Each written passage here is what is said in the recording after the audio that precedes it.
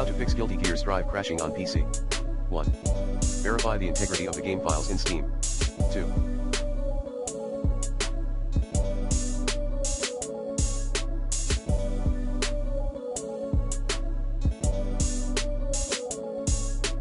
Update your graphics driver using the recommended Avast driver updater in this video guide. 3.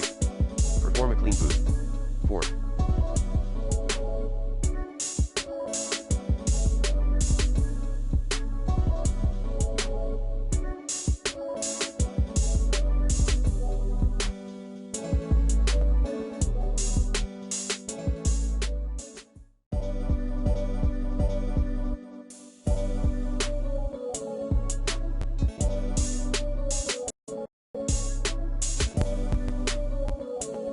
Try different launch options.